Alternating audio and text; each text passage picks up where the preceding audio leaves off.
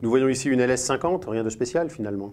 Ah, si, elle est un petit peu spéciale en fait. C'est vraiment à la base une vraie LS50, mais avec plein de petites choses en plus, que je vais vous montrer.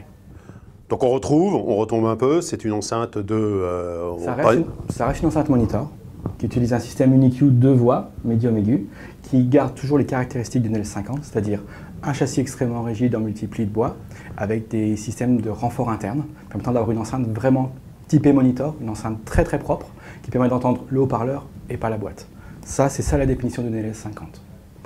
Donc à celle-ci, vous avez rajouté toute une partie que vous allez nous montrer maintenant. Tout à fait. On a rajouté toute une partie électronique, réseau et DSP qui permettent totalement de transformer cette LS50 en une vraie enceinte multi-usage. Alors allons-y, tour du propriétaire. Alors, tour du propriétaire. En fait, c'est une LS50 qui a un petit peu grossi. On a gardé le même volume de charge sur la partie purement acoustique, mais elle a gagné 2,5 cm en profondeur. L'idée, en fait, est de garder vraiment les caractéristiques techniques pures de la LS50 et lui rajouter cette platine que vous voyez ici à l'arrière sur chacune des deux enceintes. Il y a une enceinte droite maîtresse et une enceinte gauche esclave. Et cette enceinte droite, en fait, va comprendre un ensemble d'entrées. On peut rentrer de toutes les manières possibles sur cette enceinte. On peut rentrer effectivement en réseau filaire, en réseau Wi-Fi. On peut rentrer, comme on le voit ici, donc effectivement en filaire. Nous pouvons rentrer en optique, pour mettre un téléviseur par exemple. On peut rentrer en analogique et on peut bien sûr rentrer également en Bluetooth. C'est-à-dire que n'importe qui peut facilement écouter de la musique sur cette enceinte. Nous avons après un système avec une application spéciale permettant sous iOS ou sous Android de piloter les enceintes et également d'avoir accès à Spotify et peut-être à d'autres par la suite. Mais l'idée vraiment de base, c'est de dire on va écouter sa musique facilement, récupérer ce qu'il y a sur le réseau, récupérer sur ce qu'il y a partout dans la maison, chacun, pour pouvoir bénéficier de la qualité d'une LS50 et d'une électronique très particulière. Là, on a vu la partie facilité de branchement, mais on peut également en fait se rendre compte qu'on a une autre petite chose. On a une entrée analogique si on veut mettre une platine vinyle par exemple, et on a également une sortie sub si on veut dans une grande pièce rajouter un caisson. Et tout ça, on va pouvoir le paramétrer via un DSP qui est intégré dans l'électronique et qu'on retrouve également sur l'application. On va pouvoir paramétrer la réponse de l'enceinte dans la pièce par rapport à l'acoustique de la pièce, par rapport à la position de l'enceinte vis-à-vis des murs latéraux et arrière.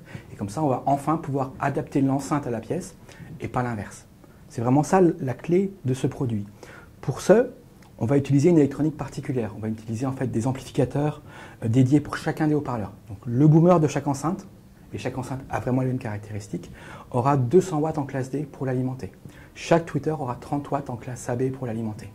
Tout ça étant contrôlé par des DSP permettant à ce petit haut-parleur de 13 cm de quand même tenir cette puissance de 200 watts qui est énorme. Donc on va pouvoir contrôler le mouvement de la membrane et contrôler toute distorsion possible et prévenir ces distorsions.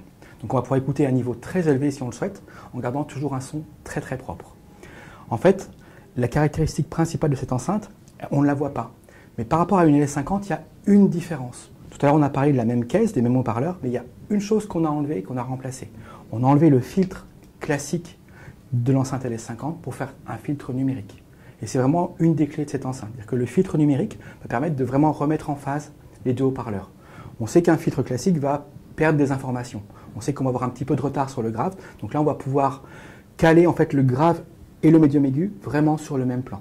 Ce qui permet d'avoir une scène sonore beaucoup plus stable, beaucoup plus ouverte, avec une écoute qui est vraiment très très proche de ce qu'on aurait dans un studio de monitoring, avec une enceinte qui est toujours très facilement mise en œuvre.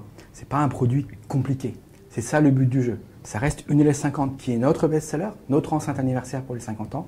Et pour les 55 ans, maintenant, c'est la version ultime, on espère, de la LS50. Très pratiquement, la LS50 était très caractéristique monitor. On retrouve exactement cette caractéristique. Non, il y a une petite différence. En fait, depuis la sortie de la LS50 première génération, nous avons sorti une gamme référence.